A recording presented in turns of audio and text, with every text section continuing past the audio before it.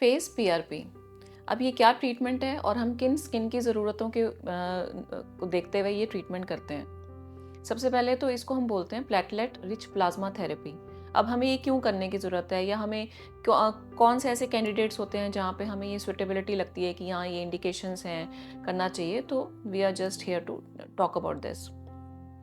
Face PRP हम करते हैं जब हमें अर्ली साइंस ऑफ एजिंग नज़र आने लगते हैं, या हमें लगता है ड्यू टू फिजिकल चेंजेस कुछ बहुत जल्दी जल्दी स्किन के अंदर पिगमेंटरी चेंजेस, स्किन सैग हो रही है, या हम उतना ध्यान नहीं रख पा रहे हैं, या हमें लगता है कि हम फेशियल्स भी लेते हैं and skin is not behaving properly, skin is not behaving healthy.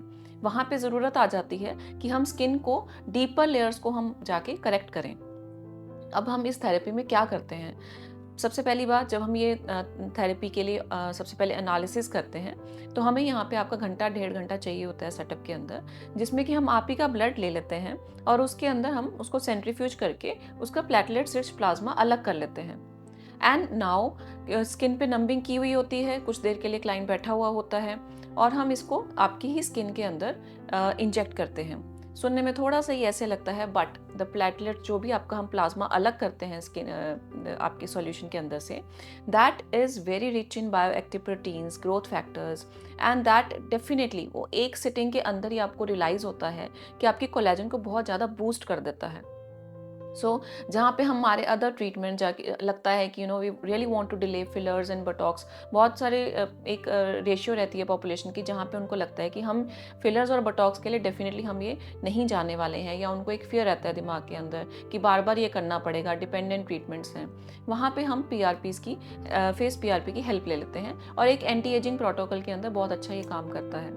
Otherwise हम यंगर एज पे भी करते हैं, there are other indications for that, जैसे पिगमेंटरी चेंजेस में हम लोग करते हैं कि जहाँ पे लगता है पिगमेंट को हम नॉर्मली टॉपिकल एप्लीकेशन से नहीं तोड़ पा रहे हैं, या हम बाकी ट्रीटमेंट्स के साथ इसको हेल्प नहीं कर पा रहे हैं, तो हम इन बायोएक्टिव प्रोटीन और ग्रोथ फैक्टर्स को बहुत सारे कॉकटेल सीरम के साथ ऐड करके एक कॉम्बिनेशन बना के और स्किन के अंदर इंजेक्ट करते हैं और पिगमेंट का एकदम से रिस्पॉन्स आता है। अपर लेयर्स बहुत अच्छे अपने आप को रिपेयर कर लेती हैं। अब ये बिल्कुल समझ में आता है इस ट्रीटमेंट में कि ये सारी लेयर्स को ही बूस्ट कर रहा है, हमारे कोलेजन को भी रीमॉडल कर रहा है, अपर लेयर्स को नरिश भी कर रहा है, स्किन को टाइटर भी कर रहा है और आपकी पोर्स को भी मिनिमाइज कर रहा है। तो ओवरऑल ये बहुत ही स्किन को हेल्दी रखने के लिए ऐसे as an like very nourishing treatment ये काम करता है। अब इसमें नॉर्मली बात आ जाती है कि कितने सेशंस की ज़रूरत है, और अगर हम एक बार लेना स्टार्ट करेंगे तो हमें बार बार तो नहीं लेने पड़ेंगे। ऐसा बिल्कुल भी नहीं होता है। कोई भी ट्रीटमेंट प्रोटोकॉल हम लोग जैसे अगर करते हैं, इसको 1.5 मंथ्स के इंटरवल पे हम स्पेस करते हैं, 3-4 बार हम डेफिनेटली रेगुलरली करते हैं, just to boost the things very appropriately, कि हम एक लेवल तक पहुंच जाएं, 50-60% तक हम चीज़ों को रिकवर कर लें। जब हम फाइन लाइन्स या रिंकल्स या क्रीजेस पे आ जाते हैं तो हम कई बार 5 या 6 सेशंस भी हम लोग स्पेस करते हैं। तो इसका जो इंटरवल 1.5-2 महीना हम रख सकते हैं।